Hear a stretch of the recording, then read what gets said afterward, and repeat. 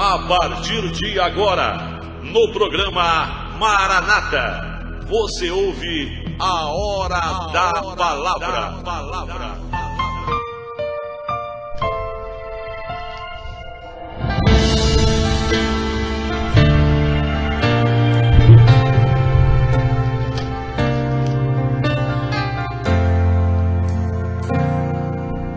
Livro de Neemias, capítulo 4, versos 7 e 8, diz: E sucedeu que, ouvindo Sambalate e Tobias, e os árabes, os amonitas e os asdoditas, que tanto iam crescendo a reparação dos muros de Jerusalém, que já as roturas se começavam a tapar, iraram-se sobremodo, e ligaram-se entre si todos, para virem guerrear contra Jerusalém, e para desviarem do seu intento.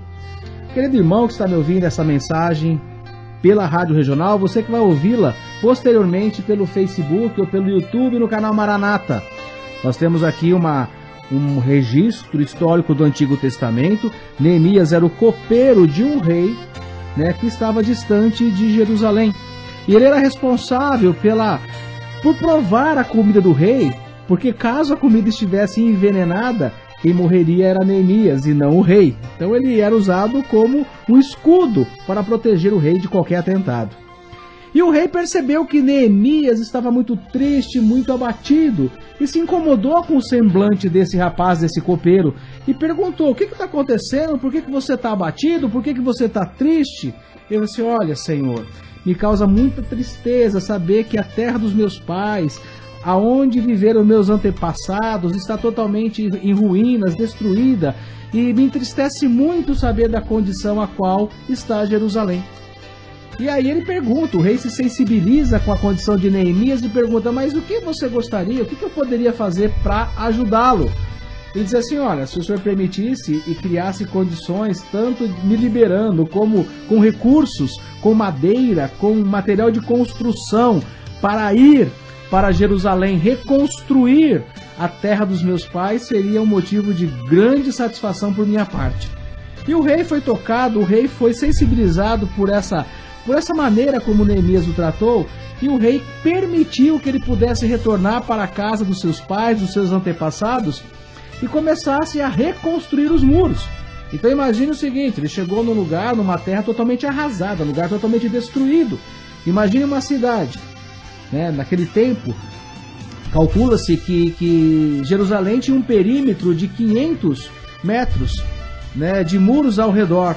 Isso equivale a mais ou menos ao centro da cidade de Palmital. Não é uma coisa tão grande onde estava Jerusalém, mas era uma obra gigantesca, porque havia necessidade de construir muros, e os muros eram altíssimos, tinham 7, 8 metros de altura e bastante largos. Então eram colocados pedra sobre pedra. Então era um trabalho extremamente árduo, longo, difícil.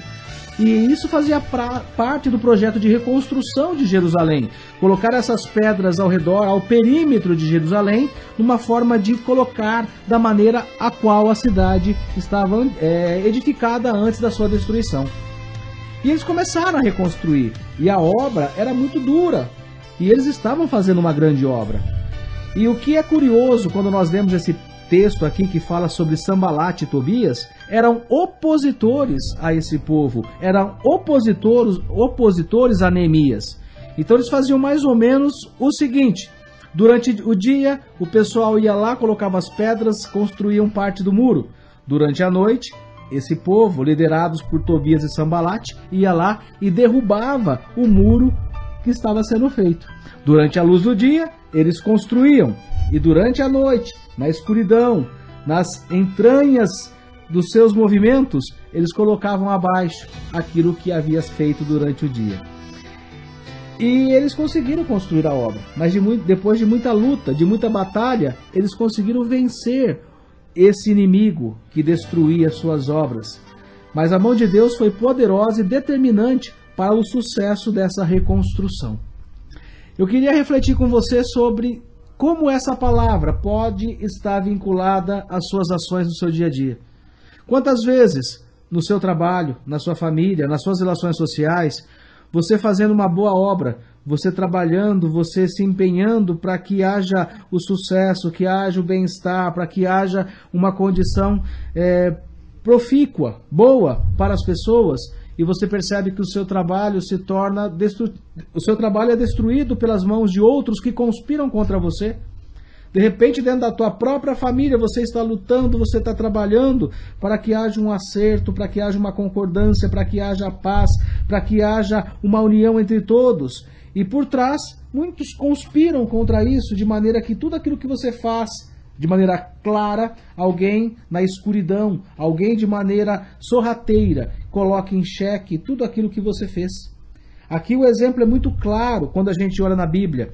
Aquilo que era construído à luz do dia, a reconstrução de uma cidade, dos muros, para trazer segurança para um povo, era colocado abaixo, à noite, na escuridão, nas trevas, por parte daqueles que não queriam a reconstrução.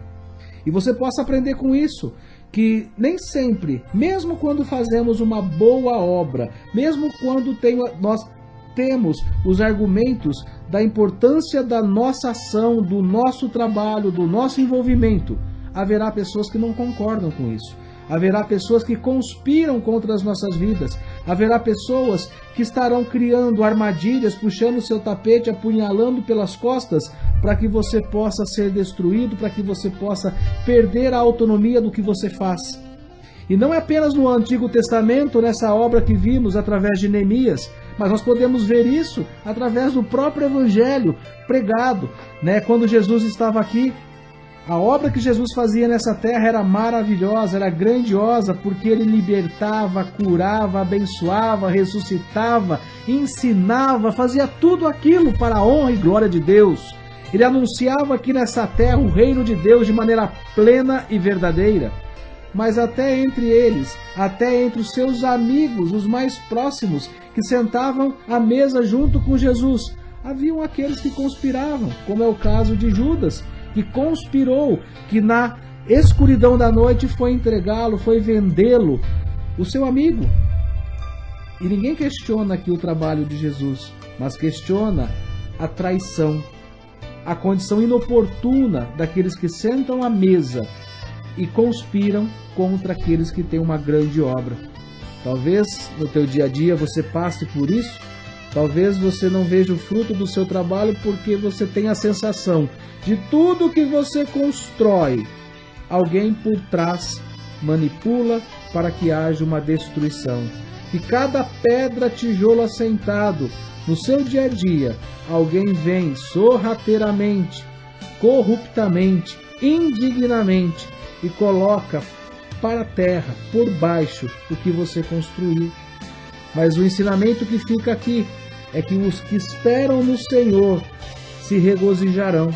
E Neemias sabia que a obra que ele fazia era muito maior do que a sua vida. Era uma obra em função de um povo, de uma nação abençoada por Deus. E pelas mãos de Deus, pelo trabalho de Neemias, os muros foram reconstruídos e a cidade foi edificada.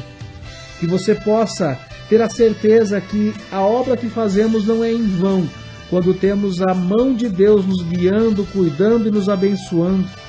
Que você possa colocar todas as suas aflições, as suas dúvidas, as suas incertezas, as suas angústias na mão de Deus, porque Deus é soberanamente maior do que o problema, maior do que o opositor. Que Deus te abençoe, que Deus esteja contigo nessa grande obra, que você possa executá-la. Em nome do Pai, do